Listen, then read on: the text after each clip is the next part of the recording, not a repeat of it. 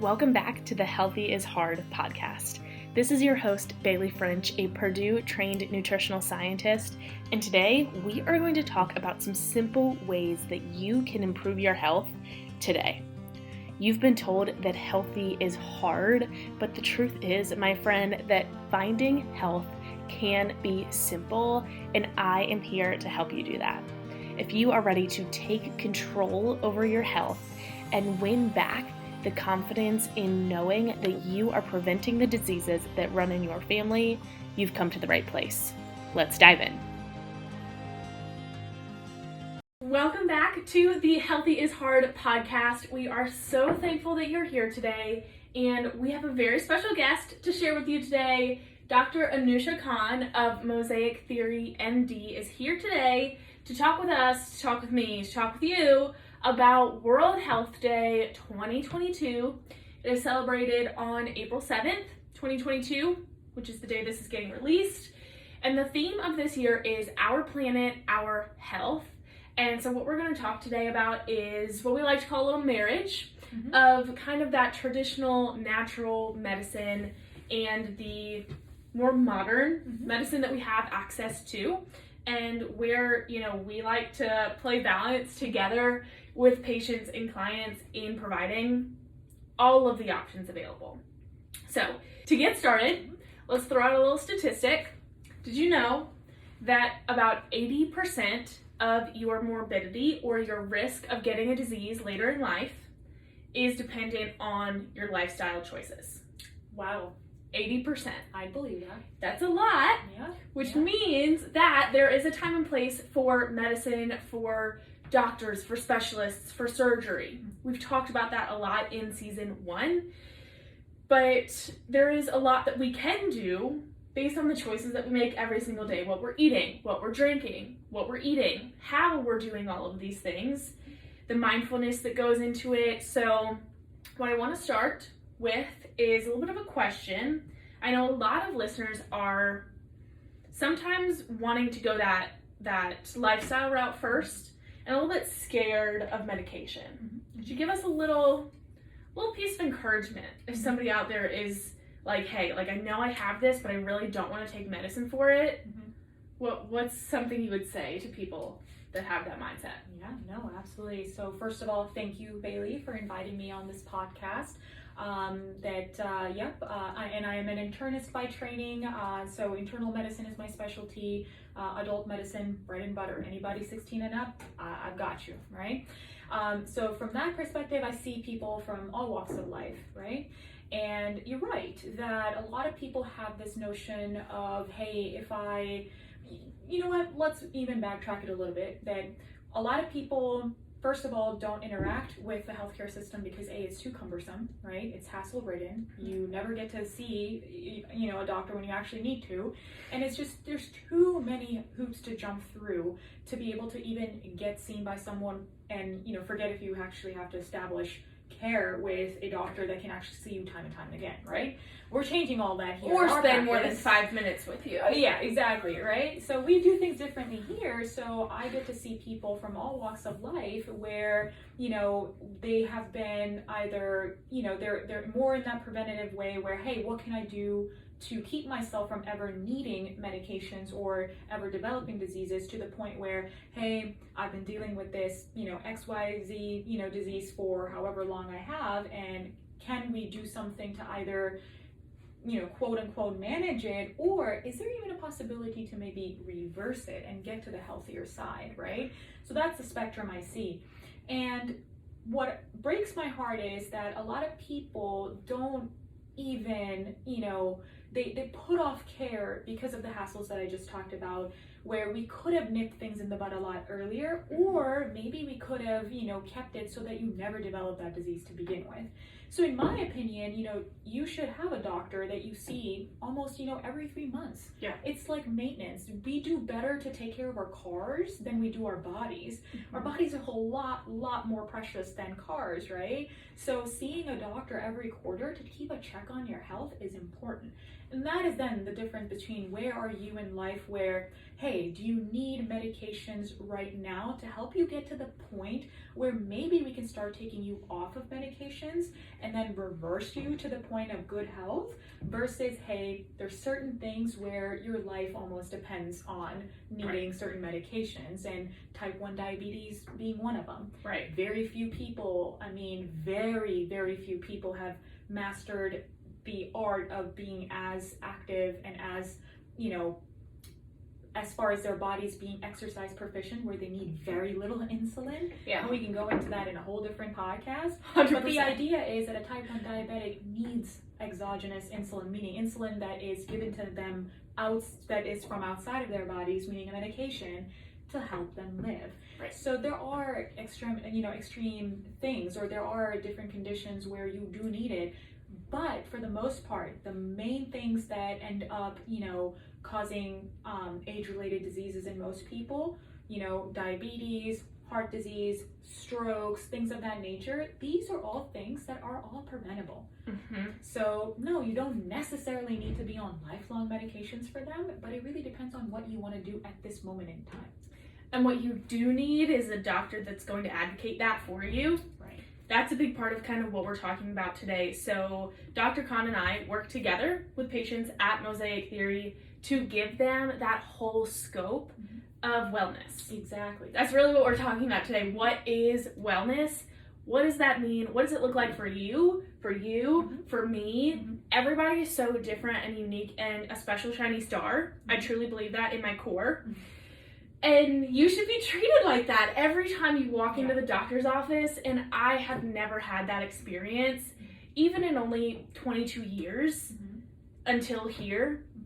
And if you don't feel that way every time you go to the doctor, then it might be time for a change. And we'll talk about that a little bit more later, but in the spirit of taking control of your health, because there is a lot that you have control over, like we just talked about, and kind of honoring that natural, that instinctive, primal earth connection that we have. I want to ask where the marriage of the quote-unquote traditional versus quote-unquote modern come together in the term of medications, because I know that a lot of medications are actually derived from plant or food sources. That's actually a very good point. So a lot of medications that are used to treat the conditions that I just listed out earlier, like, diabetes, heart disease, things of that nature, a lot of those medications are actually derived from plant sources. So to start out, statins being one of them. So if you're not familiar with statins, they're a class of medications that are used to treat high cholesterol issues. Now, that is directly tied in with heart disease, right? You've got cholesterol plaques in the arteries of your heart, you get heart disease, you get a heart attack, end of story, right? So making sure that your cholesterol levels are under control are very, very important. Right. Here's the thing, this is where we talk about this marriage, right? That your statins are derived from plant sources, right? Fungi, to be exact, if I'm not mistaken. That in and of itself tells you, hey, it's not some synthetic thing that, some company came up on its own. There is material in the ground that has properties that is able to help humans, lower their cholesterol. But when we talk about, okay, well, what other natural ways can I lower my cholesterol then? Here's the thing, only 20% of what your cholesterol makeup is affected by what foods you eat. That little, 20%.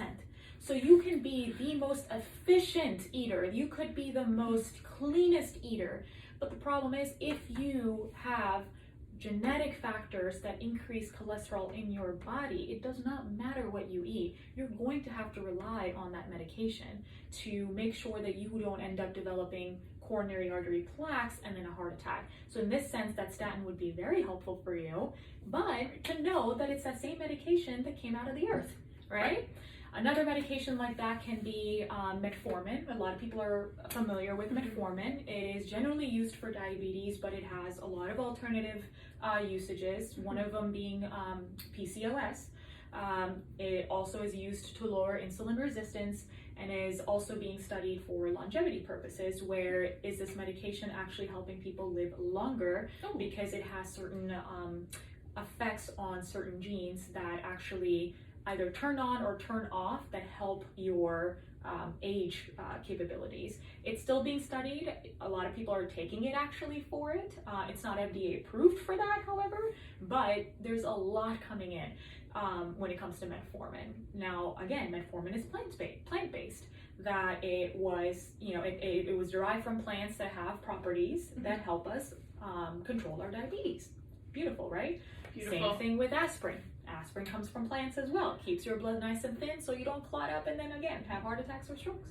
So. Now, I did not know about the aspirin, so that's really cool. But it's very important to note here that metformin, the statins are derived from fungi.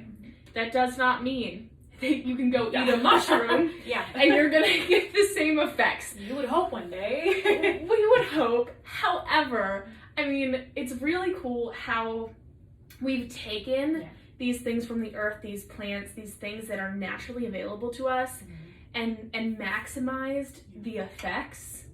Because again, a mushroom is not going to do that for you. There are foods that you can eat and exercises that you can do to lower your cholesterol.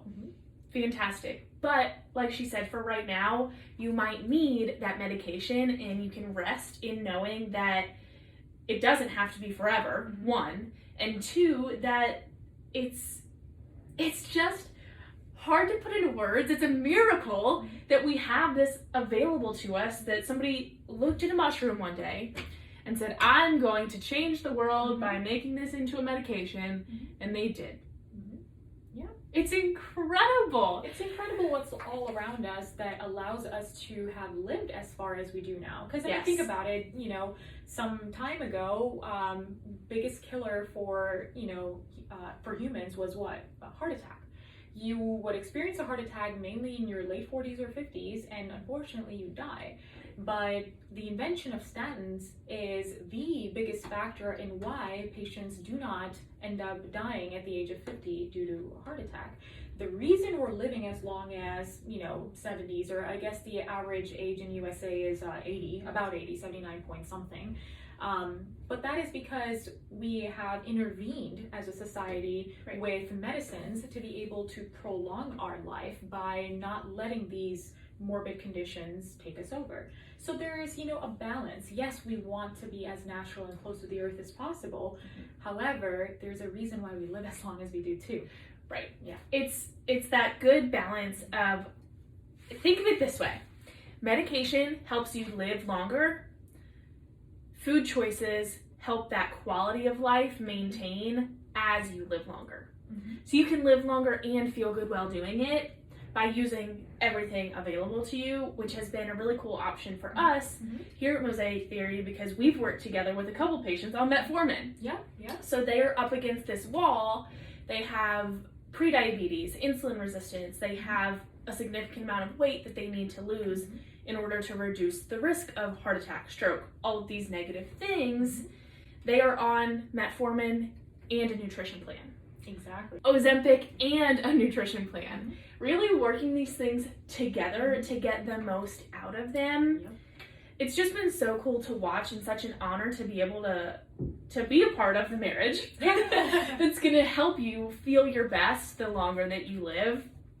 Now, speaking on that heart attack thing, that situation, that's still very prevalent, let's dive into the 3 most Googled questions of 2019. Sure. We're going back a little bit because 2020 and 2021, the most Googled questions were about COVID. Very valid questions. Oh, Lord. But let's go back to quote unquote more normal times for just a minute. Where heart disease still exists. Right. So the number 1 most Googled question about health in 2019 was how to lower blood pressure. Okay. All right. Understandably. Great question. Great question. Because there are things that you can do lifestyle-wise to lower your blood pressure. But sometimes, like I said, you're up against that wall and it's time for medication. How do we know when that time is? Sure. Yeah. Great question, actually. So, it depends on the patient themselves, right? So it depends on how old they are, how long they've been hypertensive meaning, having had high blood pressure, what their mobility is like, where they are in their decision making as far as what they're willing to do on their own to affect lifestyle change, right? And why do I say that? I say this because here's the thing, there is no, yes, there's a lot of medications out there. Yes, there's a lot of, lifestyle plans, nutritional plans, exercise plans, all kinds of plans out there, right? None of that is a magic bullet. None of that is a magic pill. Everything, pound for pound, requires hard work, right? So if you as a patient, if I say, in my world, everybody's a patient, even I'm a patient, right? That if you as a patient are not willing to do the hard work that is required to change that trajectory of your life and your health, there is no amount of medicine in this world that will move the needle, right? I love that. So I say this because depending on how that patient is when they walk in, if they are supremely hypertensive, meaning their systolic number, so systolic is the top number and diastolic is the bottom number if you've ever taken your blood pressure reading. If that systolic number has been riding in the 180s, that is the point in time where, as much as I still will like to make or help you make lifestyle changes, you're going to need some help pharmacologically, because you are so high in your risk of having a heart attack or a stroke that it would be unethical of me to say that, hey, you can go home, try XYZ exercise or XYZ nutritional plan and not be at risk of, God forbid, stroking out or having a heart attack by the time you walk out of here. I don't know that. Nobody does, right? But say, all things being equal, that same person is, 40 some years old, meaning younger, maybe, is a little bit more mobile than the other person was. But their systolic number, meaning again, that top number is more around 140 or 150. I am more willing to bet that if this person, with the guidance that we as healthcare workers are giving them, takes the onus and does that work, will most likely be able to reverse and normalize their blood pressure without needing that medication. So medication is not, I tried to tell people it's not the bane of people's existence. Pharmaceuticals, yes, there's plenty that can be negatively said about them, but at the same time, there are, pharmaceuticals and new inventions and medications are the reason that you and I are even able to have this conversation, because our parents lived long enough to be able to have us. What I mean? So point is that there's a time and place for things, and this would be a perfect opportunity to, be able to guide people in, hey, can you lower your blood pressure with weight loss, exercise, nutritional changes, salt intake, water intake, versus, we'll still do all of that, but until we get to a safer point in where you are in your blood pressure reading, you might need medication help. Because I'm sure you'll know, Bailey, that just by, starting an exercise program and losing weight, you can lower your systolic readings by 10 points, by as much as 10 points. That could be the difference between you being abnormal and being in the normal side. And it's not just the difference between abnormal and normal. Sure, that matters to some people, but the real value in all of that is that you're gonna live longer. Oh, 100%. You're gonna feel better. You're gonna probably more than likely not have a heart attack, not have a stroke one day. All of those things are just so important in the grand scheme of things that when you really take it back and look, was it worth the argument of not wanting to be on medication for even a month? Ask for help. Take the help that's offered to you. Like she said, you can be doing all of these things at the same time and getting an exponentially greater and exponentially faster result. Exactly. If you choose one, it may help. It's going to take longer, and you might develop more problems along the way.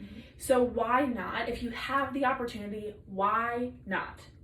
Use everything available. At the end of the day, it comes down to what are you willing to take as a pill, right? Because a lot of patients that tend to be a little bit more resistant to pharmaceuticals happen to be taking 10 to 15 supplements a day. Mm-hmm. Now those are pills too. Yeah. Those are made by the same pharmaceutical companies that are putting out the, prescription medications, right? Yes. Not to mention that industry is very unregulated as well, meaning you don't even know what you're actually taking when it comes to certain supplements and vitamins, because most companies are unchecked. Right. There's no, oversight on them. Point being, if you're gonna take a pill, why not take the right one?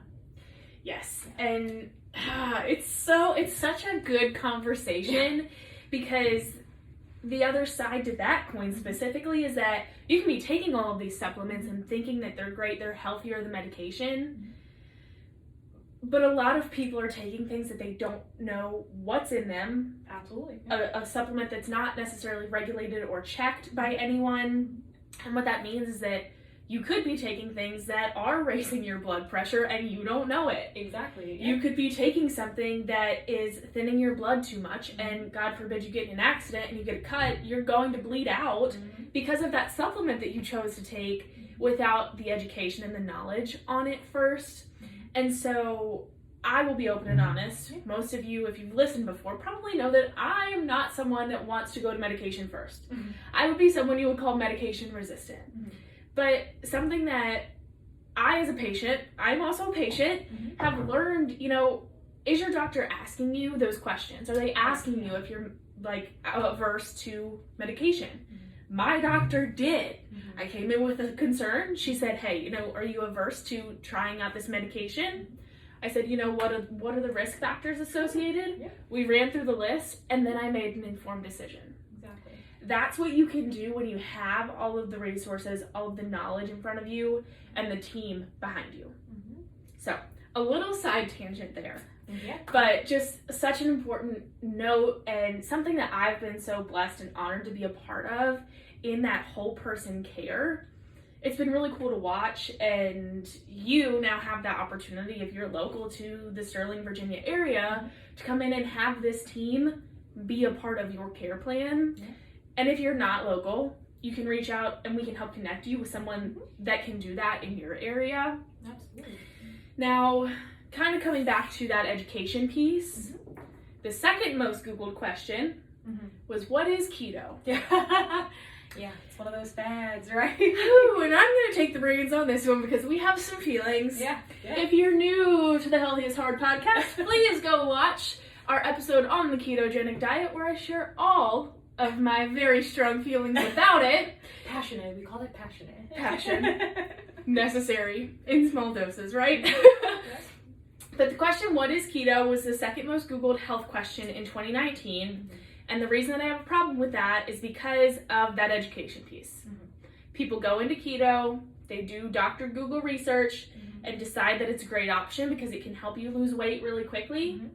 However, those online articles are not going to tell you that the effects of the ketogenic diet can put you at an exponentially greater risk of developing heart disease. There is no coincidence that these quote-unquote young and healthy 32-year-old people are falling over dead from heart attack. That doesn't just happen.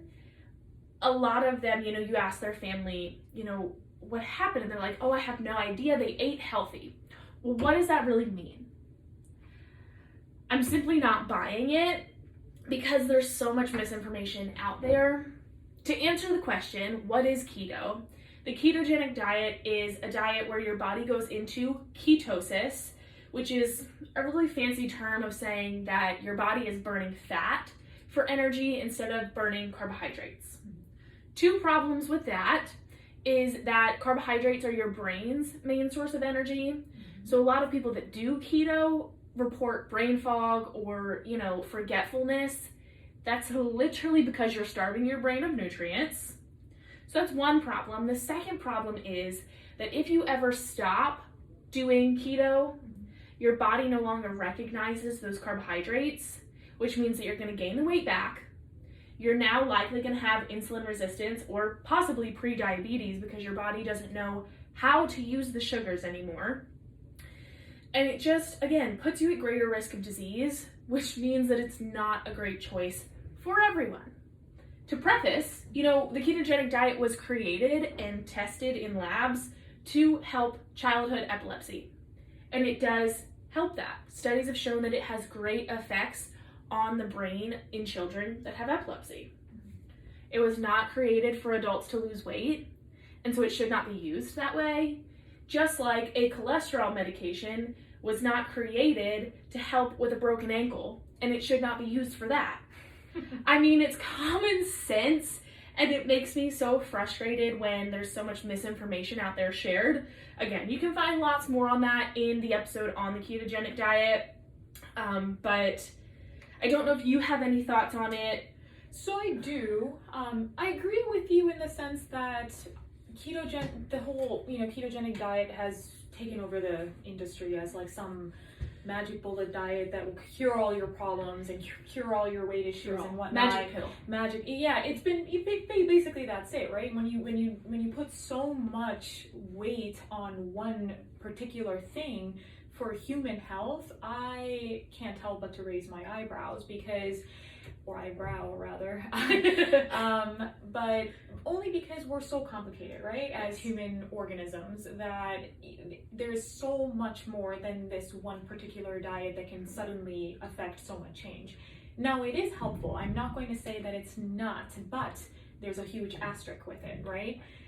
The biggest problem with ketogenic diets, especially the way that it's pushed by the food industry, or not the food industry, but the dieting industry, it's not sustainable. Right. The problem is it is another form of crash dieting. Yes. That people do for a little while, and it's just, even the way that they're promoting it is just not sustainable to your everyday life. So whether you like it or not, you're going to get to the point where you fall off that wagon. Mm-hmm. And the problem is, when you fall off that wagon, you not only go back to your normal way of eating that had put you in the position of needing to lose weight to begin with, but it worsens it, because it's anytime you do any kind of crash diet, the sooner you lose that weight, you go back to your regular activities, you always end up gaining a lot more than your baseline that you started out with. Right. Now, it's not so much that your body doesn't know how to utilize carbohydrates anymore. It's more of your consumption of carbohydrates, meaning you cannot expect a human being to be as restricted as they have been on this, keto fad diet or whatnot. Then they fall off the wagon. They end up eating such high carbohydrate rich foods that is what ends up causing them the insulin resistance. You end up having more weight. I mean, that's straight up carbs. I mean, they're all being turned into fat, whether you like it or not. That's how it is. Right. But you are absolutely correct that the brain's only fuel is glucose, carbohydrate. So the body will preserve use of carbs for the brain if it's sensing that overall fuel has gone down, right? Meaning with ketogenesis, right? Keto diet.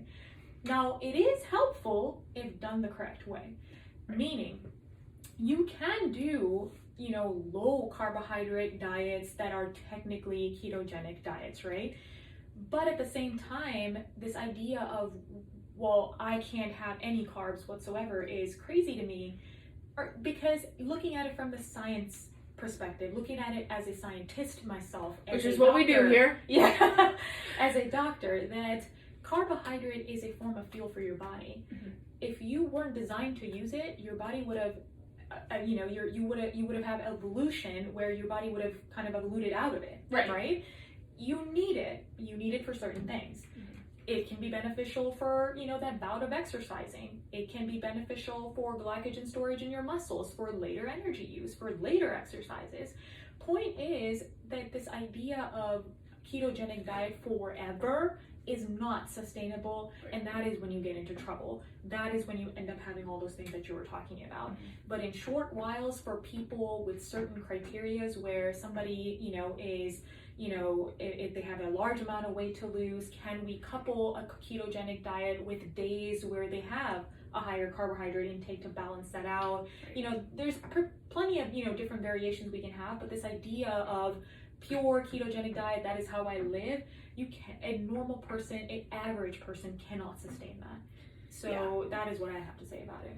And with the people that I work with specifically as a chronic illness nutrition specialist, most of them already have a risk of heart disease in their family. Yeah. And so it's not sustainable, but it's also just not a great idea to want to pursue that all day, every day. A good point that you raised is that every person's body reaches ketosis at a different point. Yeah. Now, there's lots, again, to kind of go into with this, but Dr. Khan could eat a specific amount of carbs and go into ketosis, and I could have a totally different amount of carbs to eat and go into ketosis, and we all should be, anyway, going into it at night when we fast, while we're sleeping. So it's not that it's a bad process in the body, it's actually necessary. It has lots of health benefits. However, like we've kind of mentioned here, it has a time and a place. It's not meant to be forever, and if you've ever tried it, you can probably say that it's almost physically impossible to try and keep up with it forever. Yeah, because it's used for a certain, goal in mind, Exactly. right? Because for a long-term gain, balanced diet would always win out. Right. I mean, and that's just what the human body fuels itself on, right? But ketogenic diets can be great for certain goals. But if you have certain comorbidities, absolutely, that you really should be consulting with, your physician before you. Imagine that, working together as a team. There you go. Okay, so I'm popping in here to note that after we finished recording the episode, Dr. Khan and I had a little bit further discussion on the ketogenic diet, and you may have noticed that we had a little bit of conflicting opinions about it. And the reason for that is because we've seen the ketogenic in two very different contexts. So two very important lessons to be learned from what just happened is that we, as adults, as professionals, had a really open and honest discussion. She asked, hey, where did you learn that? Maybe there's something that I don't know, but here's what I know from my experience. And I wasn't offended or hurt or even upset, and we just shared what we know and then came to the conclusion and understanding of each other's perspective, which is something that we need in all aspects of life. Seeing it from the other person's point of view is so important in reaching that conclusion.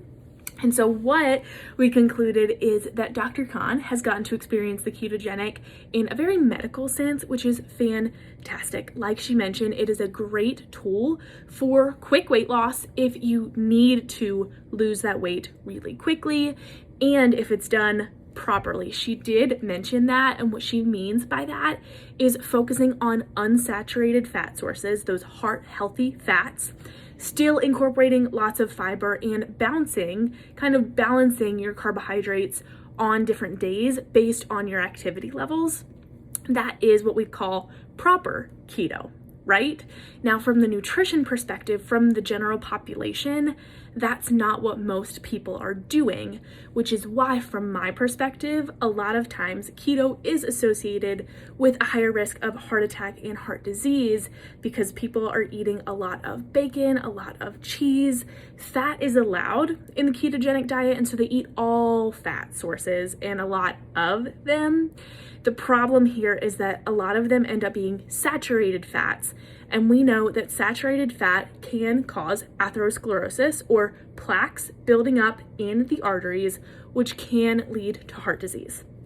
So take all of that with a grain of salt and just know that a lot of times some conflicting information can just be because of the clinical sense that we've seen it in. She has seen a very different clinical trial of people than I have seen in our respective careers. And so I hope that gives a little bit more insight and a little bit of clarity on our differing opinions. And if you are someone that is doing keto, it should always be monitored by at least one healthcare professional, and make sure that you are still eating that healthy, balanced diet, nutritious foods, and not simply eating foods that fit into that ketogenic diet range.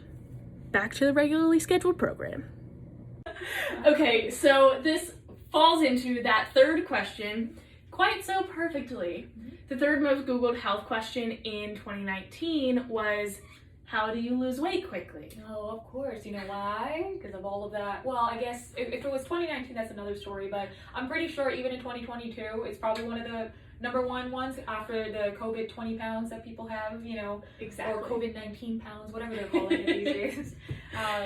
So simple answer to that is going to be there's no such thing.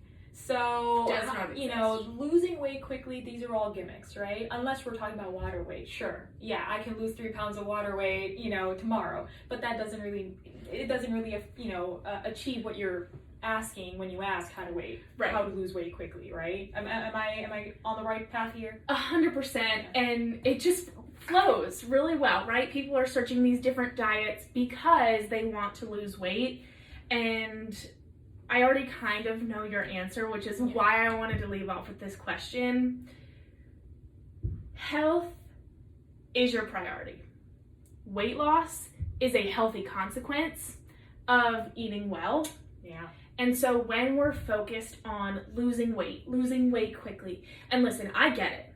We have a set of best friends getting married in like 10 days. And so part of me is like, hey, what can I do really quick in the next 7 days to lose like 5 pounds? Yeah. Truthfully, I don't need to lose 5 pounds, but that's been ingrained in us for forever, since we've been growing up, that, you know, lose the weight, lose 5 pounds, be thin, be skinny. I want to be strong. Great statement. I want to be healthy. I want to have energy. I want to feel good. I want to be able to enjoy the food that's at the wedding. Yeah. And that is where we should kind of be coming from with this question. So if that's your heart today, I hear you and I absolutely understand. I think every single person that could ever listen to this episode totally gets that sentiment of wanting to lose weight, because that's what we've been taught is healthy, is to have a low body mass. Yeah. But a really specific and great example here is that Dr. Khan's been working with me and we did a body composition scan. I am a little bit overweight. We've talked about it before. However, my skeletal muscle mass is in the 98th percentile, which means it's almost perfect, which is fantastic. But what that really means is that I am healthy, I am strong, and now these are affirmations that I can use because I have the data to back me up. There you go. Yeah. And what that tells me is that I'm going to be able to live happy and healthy for a much longer period of time. And so that number on the scale ceases to be my primary focus. And instead I'm focused on feeling good. I'm focused on doing the exercise that makes me strong and eating foods that feel good, but that I also know nourish me. Yep. So to hit on her point from the nutrition side, there is nothing that works quickly. It takes the hard work. Yep. Every single thing that's worth having takes hard work. Absolutely. And I know, Bailey, you've heard me say this, but you know, for our listeners and viewers, that whenever people come to me and they say that statement where, hey, I want to lose weight, I correct them. I go, no. You don't want to lose weight, you want to lose fat, right? Because it kind of goes back into the body composition data that you were talking about, the scan that we did on you, that weight by weight number, I mean, just like you said, you're deemed overweight, right? But we talked about this, you're technically not, right? Because weight is made up of so many things of your body, right? People forget that. It's not just fat. That weight that you get makes your muscle mass, your bone, your skin, your fat, organs, exactly. Important so you have to factor in all of that, right? So if you're just looking at that number, that fine, you go home thinking, oh my gosh, I'm overweight. Now I've got this unhealthy relationship with my weight and food now, right? But when I showed you your composition, that in fact, that weight is higher because you have more muscle. Muscle weighs a little bit more than fat, right? So the fact that your weight is mostly made up of percentage-wise muscle more than fat, that actually puts you at a very healthy, category, right? You're in 98th percentile of muscle mass for your cohort, meaning for all the Baileys in the world out there right now, in your age range, your gender, your height, yada, yada, you are in the 98th percentile, meaning there's only 2% of people that have more muscle mass than you. That is something to be very proud of, right? However, if I just showed you your weight and you went home, you would be going home thinking horribly about yourself. Right? 100%. So it's about composition. It's about losing fat and gaining muscle, and not looking at that weight as a goal. When people come to me and say they want to be they want to be a certain number, I tell them, I'm sorry, that is not the goal that we're going to want to strive at. And I don't do it disrespectfully. I do it with a lot of empathy. That I want you to not worry about getting to a number. I want you to worry about getting to a healthier state. And we can do that by reducing fat. And yes, if you start out, depending on where you start out, if you have a large amount to go, then yes, you will lose both muscle and fat along the way until you get to a certain plateau, right? But if you don't have as much to lose, your focus should be, let me gain muscle mass and lose fat, because that muscle mass is going to carry you for the 30, 40, 50 decades of your life. That becomes very important for how mobile and how independent you are as you get older. Muscle is good. I know with women, we've been told, oh, muscular women are, ugly or this and that, or, you have to be all soft and slender. Crap. That's all crap. That women are human beings that need muscles to move. Not saying go be a bodybuilder, but I am saying you need that muscular structure. Now, Bailey's muscular, but she's awesome. I don't know if you guys are listening to us or watching us, but it's not about, I don't want to be a bodybuilder sort of thing. It's about you need a healthy amount of muscle on you. And it's about those compositions. So worrying about, how do I lose 5 pounds in 5 days? You're not asking the right question. You really should be asking, how can I get healthy for what is healthy for me as a patient, right? I couldn't think of a better way to end this episode than on that note. And just the cherry on top is that when you're focusing on these healthy muscle structures, a healthy body, your internal health gets better when you're focusing on the right foods. And it's just really marrying out those two fields, those two worlds, and making it into one planet. Yeah.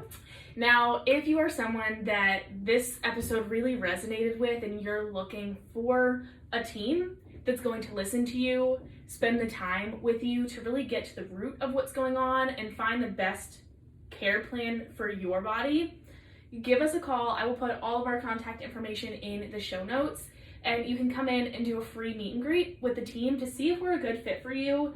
We would love to have you in here, but even more so, we would love to find you the fit that's right for you right now in this season of life to get you to that healthy point so that you can live longer. I hope I'm not speaking for you and being wrong about it, but I believe that our true goal is to live longer with you, right alongside you. We want to be friends with you for a really long time. Right. And the way that we can do that is to give you these tools that you can start implementing in your life to change generations to come. Right. So feel free to reach out. Thank you so much for tuning in today. If you have any other questions for Dr. Khan, she will be a regular guest with us, whether she likes it or not, from here on out. Happy to be here. But thanks, guys, for listening today. Welcome back to season 2. We will be rolling with lots of quick health tips and more and exciting stuff for you in the months to come. Any final thoughts? No, I think, I'm very excited to be here. Thank you for having me, and I'm excited for this season. Awesome. We will see you guys soon. Until then, stay well, my friends. Thank you for being a part of this conversation today. By sharing with just one friend, you are not only showing the people that you love that you care about them, but you are helping this message that healthy does not have to be so hard reach hundreds of other people.